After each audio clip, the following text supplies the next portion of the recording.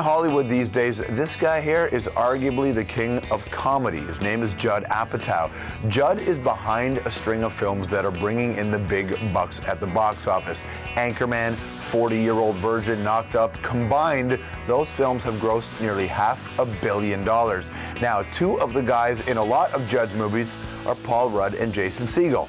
Paul was born in New Jersey to Jewish parents who immigrated from England, but he grew up in Kansas. In high school, started doing improv, even won some state tournaments. Now, in university, Paul studied theater and acting, then hit the stage in England as part of Oxford's British Drama Academy. But 1995 comes along, and he gets his breakthrough role. Come on, you know it, you love it. The beautiful adaptation of Emma. It's Clueless. Since then, Paul has done Broadway alongside Julia Roberts. Don't forget, he was in the romantic comedy The Object of My Affection with Ms. Jennifer Aniston. Then you got your Jason Segel. Ha ha ha, very funny. That's not how you get pink eye. You get it from poo particles making their way into your ocular cavities. Jason grew up in California, caught the acting bug when he was young, started out in local theaters, eventually got a role in Judd Apatow's television series, the Emmy-nominated Freaks and Geeks. Now, that show didn't last long on the air, but the impact was pretty big. Jason got another chance to shine in another Judd show, Undeclared. You may also know Jason from the sitcom How I Met Your Mother or the awesome comedy Forgetting Sarah Marshall. That's Jason using his penis as a punchline. Now Jason and Paul have teamed up on a new film. This one's a bromance called I Love You, Man. Boom, that's a fart. That's a fart. Oh my God. Look at him, crop dusting across your open house. It's a disgrace. He farted in my open house. Everybody, please welcome Paul Rudd, Jason Segel. Welcome to the show.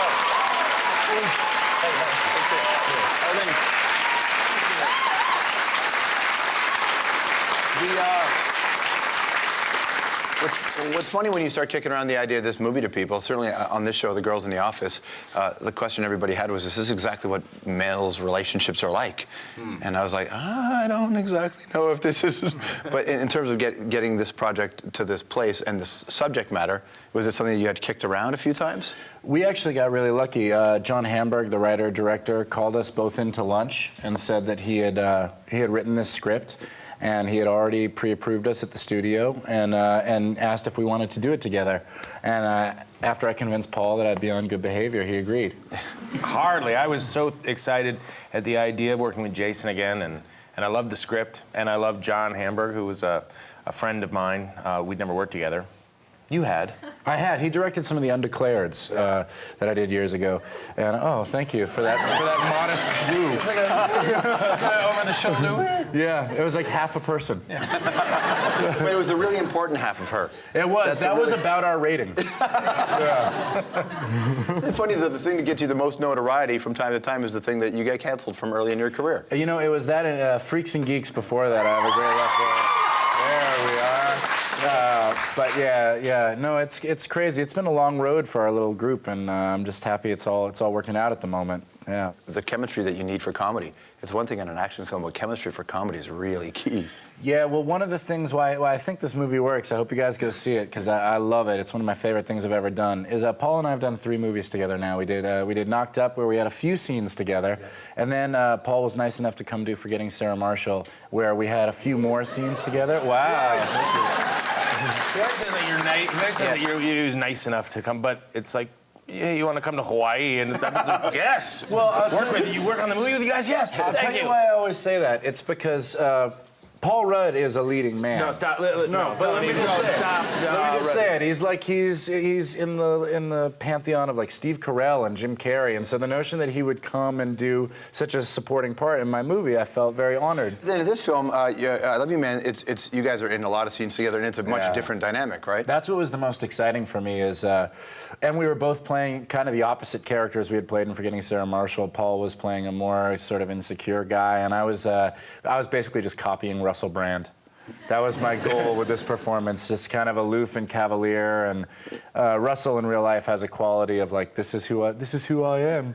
Just deal with it. Don't give away the key scene in the movie, but there are these billboards, right? Well, I think you just did. No, they don't know why. They don't know why. I'm only kidding. Yeah, but I'm a real estate agent in the film, and there's another guy in the movie named Rob Hubel. He plays a character named Tevin, who talks about promoting yourself and getting yourself out there. He's that guy. He's the guy in your office you can't stand. He's that guy. His name in the movie is Tevin. That's all it's like, that doesn't tell you. It's the perfect name. And I apologize. It's the perfect douchebag name.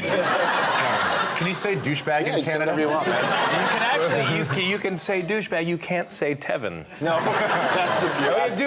Apologies to Tevin Campbell. It's being beeped. It's being beeped. Nobody knows. Well, if Tevin Campbell is at home watching this, or maybe he's online, he might be going, F you guys.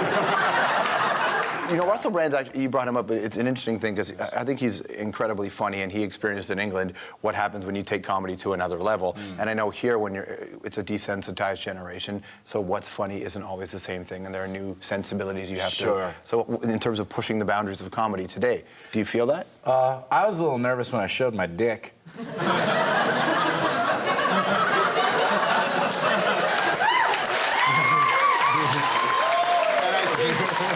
I think you are to be commended for the fact that you didn't put on a prosthetic and there was no CGI. Yes, thank you. You just went with it. Sadly, you are able to decipher that. Yes. And, no part of you thought, like, oh, that's prosthetic? You really need to see the movie in IMAX. I was sitting at a bar the other night, and a girl came up to me, like a really hot girl, and that doesn't happen to me very often, and so I started to feel kind of giddy. And she whispered in my ear with that real breathy kind of whisper, where it tickles your neck. She said, I saw Sarah Marshall. You have a great dick. And I turned around and I said, oh, really? And then she said, no. She went back to her table of equally hot girls, and they all had a laugh about it. I pointed at me. It was like a dare or a bet. How'd that make you feel? The same way I always feel.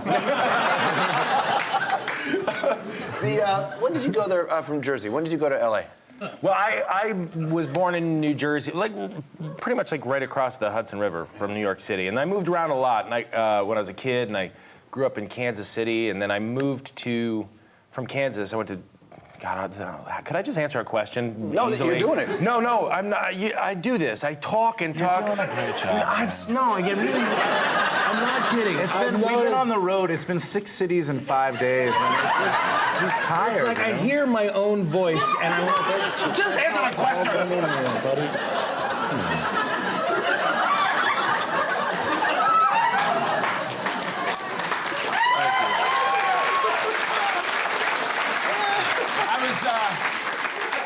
I was 20 when I moved to California, and then I moved to New York when I was 25. So I've been in New York now for 3 years.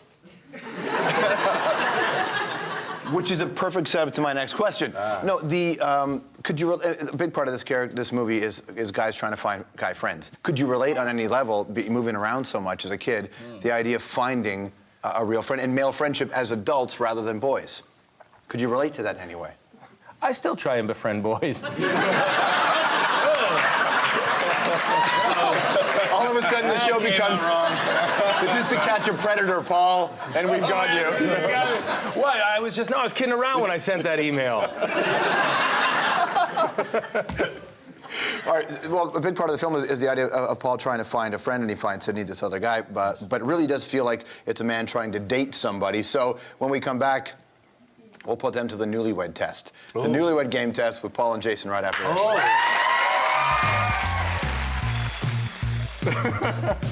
That is such a strange question. Well, you odd little man. That's how we do it.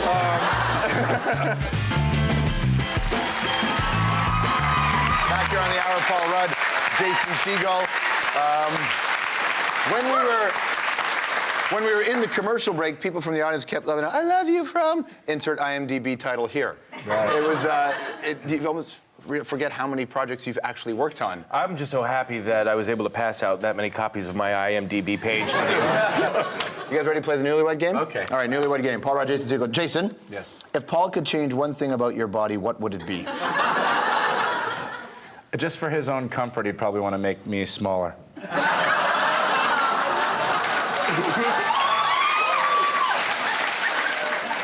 Paul could be a famous person that he isn't, who would he choose to be?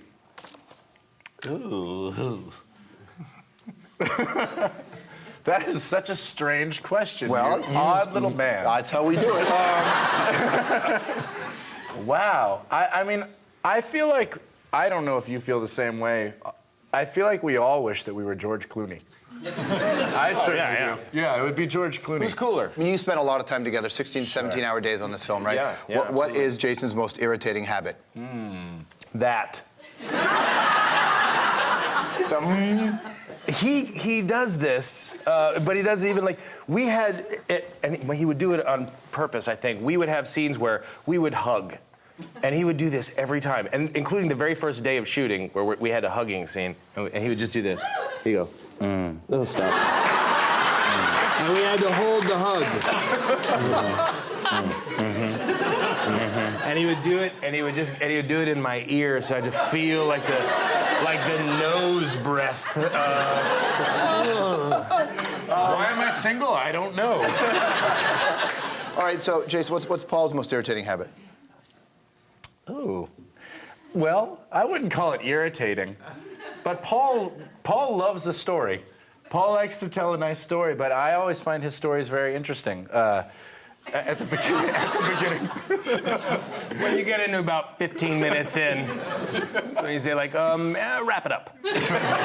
See, here's the problem. Paul has done a lot of theater, and so anytime That is the problem. and he's worked with a ton of actors. I remember when Yes. Renee and I were doing the gin game out at the Craft and Pry. I said to Renee, Auberginois, I said, We get a fair amount of that.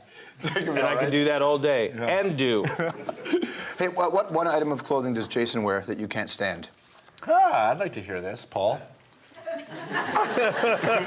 What is it that you wear that I can't stand? Kind of every once in a while, he'll rock the John Voight scarf. Yes. Yeah. I had one on right before we walked in here, but it was classy. I look like Pavarotti. Wait, didn't you rock the scarf in this movie as well? In the You scene look with the like a movie in it? Jonas brother. On Friday in this show, people are going to get to see Rush. They'll be on the hour, and Rush has a big role. They do. To a degree in this film, right? They do, yeah. Are you actual Rush fans? We sort of bond over Rush in the film. Paul is a huge Rush fan, as am I now. Paul was familiar with Rush as he was growing up. I learned about them during Freaks and Geeks. I had to drum Spirit of the Radio. And so I became, thank you. Again, that was our ratings. But yeah, I mean, they were just amazing to work with. I felt so lucky. Paul was super excited. Yeah, I was really nervous to meet them. They were so nice and friendly and really funny, but they don't do stuff like this. So Never. yeah, so it was I was intimidated. They put me at ease. Nice. Yeah. You're going to get to see it. The movie's called I Love You, Man. You can see it all across this country in theaters on March the 20th. It's Paul Rudd and Jason Segel. Good to see you, guys. Thank you so much. Thanks, man. Pleasure. All right, coming up.